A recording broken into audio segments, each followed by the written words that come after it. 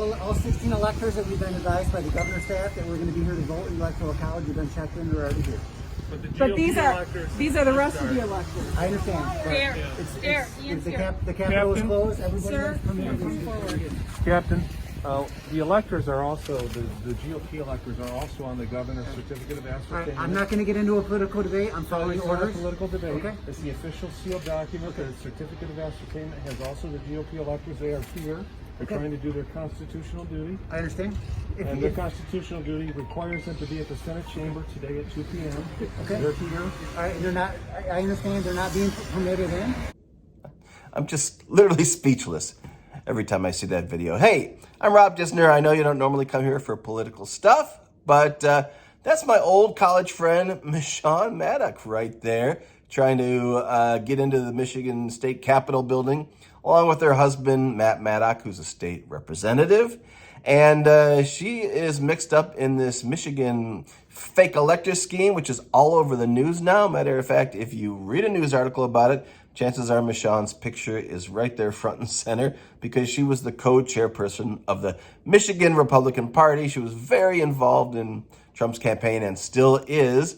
And she's at the center of this fake elector scandal. So what is it and why do I think she's facing some serious jail time? Well, the things she's been indicted for could add up to 84 years of prison for her. I don't see that happening, but she might go away for a couple of years. They're raising money for her defense right now. They've raised like $15,000. So here's the deal, and I'll try to get through it as quickly as I can, of course. In the United States, we have an electoral college. It's a group of people who are chosen to cast votes for the president who, wins the most votes. So that's it, as simple as that. Now, of course, we know, since Joe Biden is now our president, the group would have been the Democratic electors, which would have gotten together and cast their votes for, Joe Biden. At least that's what they're supposed to do. And, of course, in this case, they did. And now we have Joe Biden as the president. But Trump and his lawyers came up with this scheme and thought, what if we hired this alternate slate of electors? It has actually happened before in history that there was an alternate slate of electors. Matter of fact, I think it happened in JFK's, election or whatever, but I don't know. It goes way back, decades. Anyway, and has not been successful and was not successful this time. So they orchestrated this, scheme, this scam, whatever you want to call it, to put together these groups of people involved in the Republican Party and say that they are the legitimate state electors for Trump or for the Republican Party. And it happened in multiple states, including my state of Georgia, and it happened in the state of Michigan. And Michonne Maddock, my old college pal, we used to hang out at Michigan State University. She dated my housemate. She didn't go to MSU. I think she went to the community college up there in Lansing, Michigan, but at least for a little while. I don't know if she even graduated, but anyway, she was at our house constantly. We hung out a lot. We went and, did things. We went to amusement parks together. When her mom was pregnant and having twins, I was in the car when we were driving her back to the hospital in the middle of the night. So, we spent a good amount of time together. Anyway, be that as it may, I hadn't seen her for 30 years. She's been married to this Matt Maddock guy. Clearly, I don't have anything that aligns politically with his beliefs. He's a pretty conservative Republican guy.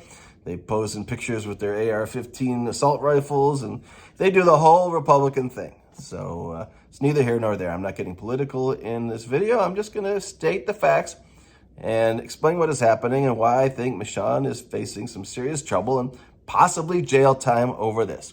So in Michigan, she was in one of these groups that convened and said that they were the Trump. Now, you can't be a Trump elector. You can't be an elector for a particular president. You are the Democratic or the Republican elector, and you choose the president that, has won the most votes in the state. Of course, it was Joe Biden this time, but some people would beg to differ. So they got together in the basement of the Republican headquarters, and her and 15 other people, and they signed a form saying they were the duly, sworn in and certified, Republican electors. Now, the interesting thing about the state of Michigan is their form did not have a disclaimer on the bottom. Some of the later forms, other states that did it, I think a little later on, had this disclaimer that said, okay, if it happens that Trump is the guy who won the most votes, then we're going to be the group of electors that pick him. In Michigan, I think it didn't say that. So they didn't hedge their bets, and so they're in even more trouble because the form they signed looks like the legitimate form that any group of electors would sign, except that they were not a legitimate group of electors. And if nothing else, they were not the electors that were going to, was going to pick the president at that time, because they were already, as you can see, in the Capitol building at 2 o'clock, picking the next president of the United States, which was not Donald Trump. So the two things she's in hot water for is she participated in this scheme, signed the form, which didn't have the disclaimer saying, all right, we might not really be the electors in case Trump gets elected, then maybe we are, that kind of thing. She signed the form, and on the form it says, we convened at the state capitol building. Now, that's a lie. We know because we saw this video, and they weren't even allowed in the Capitol building. What they were trying to do, and what I understand was supposed to happen, was they had someone on the inside who was going to try to get them into the Capitol the day before, and they were going to spend the night and sleep on the floor, and then at 2 o'clock they were going to pop up in the chambers or whatever and present this form and say that they were the legitimate slate of electors that are picking the next president. Well, it obviously didn't work, or they came to their senses at least and realized that that was not going to fly. But so they were out there trying to get in, and thankfully that guy wouldn't let him in. We had to be thankful for people like this. We had to be thankful for Mike Pence, because his job was supposed to be to take all these legitimate slates of electors and choose them instead of the Democratic electors and make Trump the president again. We know how that worked out. So the first thing she did was she ascertained that they had met at the Capitol building, which they are required to do as state electors, which they did not. They met in the basement of the, Republican Party headquarters. And that's a lie, and that's forgery, and that's, on an official, federal document to say that it is not true, and you can face charges over it, which they are. The second thing they're facing charges over is they transmitted this document to the United States Senate and the National Archives with the falsehood on there that they convened at the Capitol, which they didn't. So, first of all, just the thing where they said they met at the Capitol is the one thing that they're, in hot water for. And the second thing is when it was transmitted to the National Archives, which holds all the paperwork of the government. And it's supposed to be only for official documents and not speculative documents like, well, if we are the electors, then maybe we're going to pick this guy. So those are the two things they're in trouble for.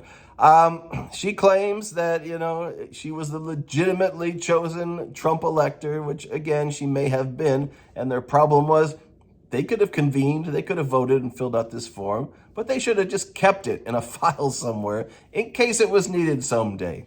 Like the other, documents say with their disclaimer on the bottom, in case this happens to be, something useful because we've decided Trump's actually going to, win all the votes in the state, then we can turn this paper in. But the mistake they made was they just went too far and, they lied about where they met and they transmitted it to the government. So that's what she's facing. Again, she claims it's a political witch hunt and it's lawfare and they're just out to get her. But these things are kind of cut and dried. And like I said, she's facing some serious jail time along with the other people who were involved in this scheme. And we'll have to see what happens. So that's all I got for you now. But like I said, I am just blown away that some person I knew pretty well, at least back in the day, we're talking 30 plus years ago, is now at the center of this political firestorm. But I guess stranger things have happened.